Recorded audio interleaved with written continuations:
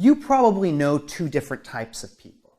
You know the kind of people who are always saying, you know, these guys should do this over here. You know what would be a great idea is if they changed this like this, or if they came up with that product or service. And you know other people who maybe are as vocal, maybe less vocal, but the difference is these people are always engaged in something. They're always actually doing something, not just talking about it, right? This would be more entrepreneurial, right? I always say creativity is not entrepreneurial. We have no use for creativity in business. What I have use for in business is innovation. Creativity is just an idea. It's a thought. Innovation is the application of creativity. This is what we need in business. This is what defines an entrepreneur, right? Is innovation, acting on creativity. So why do entrepreneurs act on their creative ideas where other people don't? Takes us back to the very basis of entrepreneurship. Anytime you bring up entrepreneurship in a group, someone is going to bring up the word risk. Oh yeah, entrepreneurs, those risk seekers. I'm too risk adverse to be an entrepreneur. I'm not risky enough to be an entrepreneur. I'm an entrepreneur. I've always been an entrepreneur. I don't view myself as being ultra risky, right? I don't think of myself as a very risky person. So what's this thing about risk in the entrepreneur? I want to talk about risk and uncertainty. Risk is really another way of expressing what's known as uncertainty, things that we're not certain about. We're not certain about the future. And why are we not certain about the future? We're not certain because, well, the future's the future. No man knows the future. But we can have a better understanding of the future than other people, depending on our level of knowledge and education.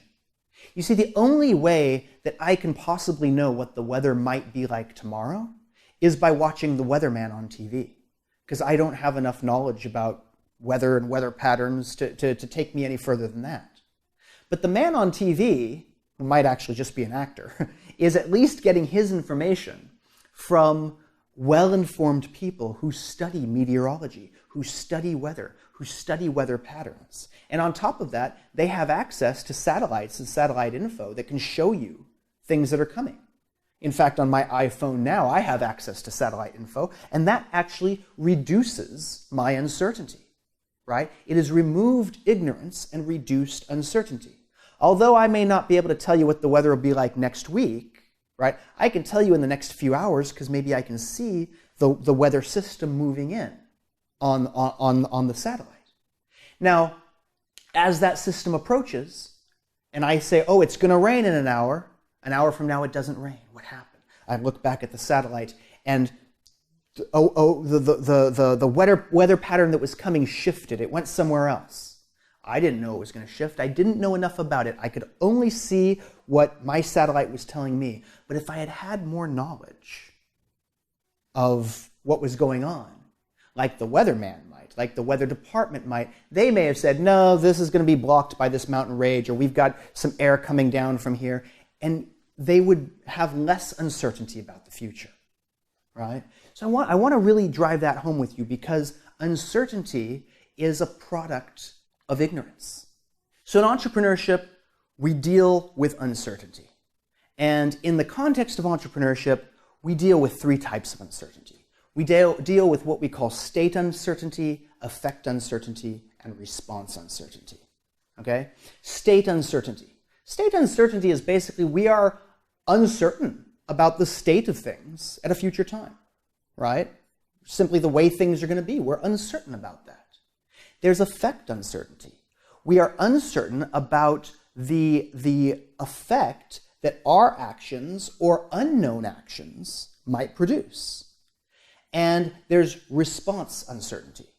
We're also uncertain about the response of the market or other forces, but primarily usually of the market in response to whatever action we perform, right? So how are things going to be? How are things going to be affected by what we do?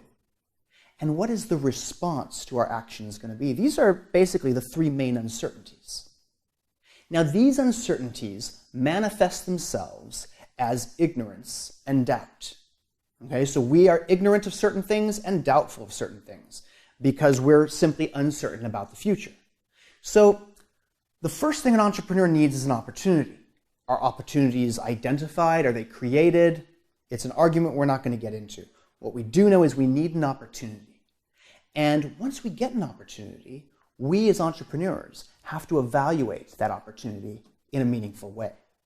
Opportunity evaluation is a two-step process. There's the personal evaluation of the opportunity, and then there's the more formal evaluation, which is the feasibility study. Now, the first part, personal evaluation, that's also a two-step process.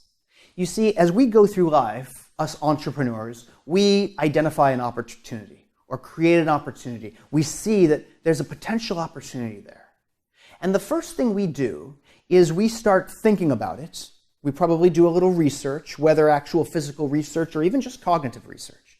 As we process the possibility of this opportunity, we start looking at what information we have, what connections we could possibly make, or what connections exist that make this opportunity profitable.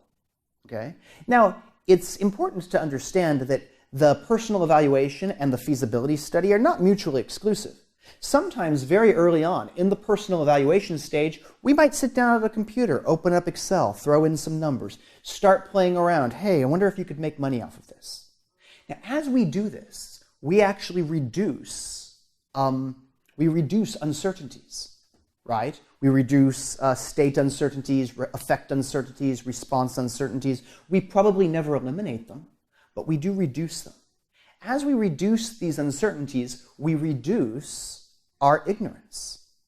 As our ignorance is reduced, we start to see an opportunity. This is what we call a third-person opportunity. We start to realize that there's money in that opportunity, or there's value in that opportunity for someone. Maybe not me. Maybe I'm the last person on earth who wants to engage in that opportunity, right? But I recognize, you know what? There is value there for someone. And I've evaluated thousands of these opportunities in my time. And I know there's value there. I'm just not interested. Not my cup of tea. Not the kind of venture I want to engage in, right? We reduce uncertainties, we reduce ignorance, and we reveal a third-person opportunity. Then, once that opportunity is revealed, we start to think about it more personally. Well, could I do that? Would I want to do that?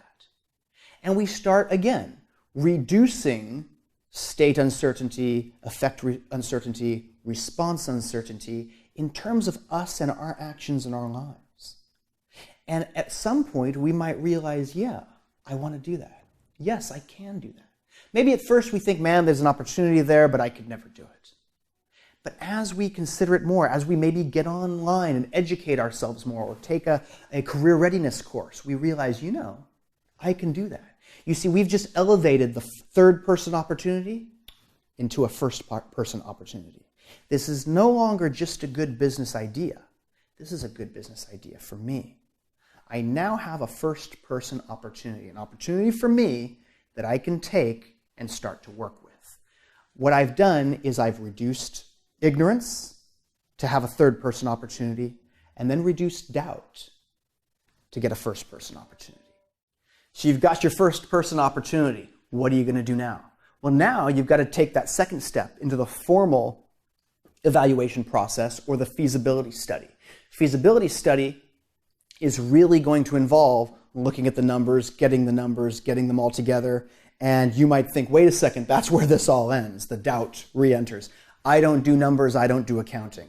You can do numbers, you can do accounting. We've got Excel to help us. And that's what we're going to look at in the next section. We're going to look at entrepreneurial finance. How do we entrepreneurs who may or may not come from a financial background, how do we evaluate this business in terms of proper financial techniques and in terms of the numbers? We're going to get onto that in the next module. I look forward to seeing you then.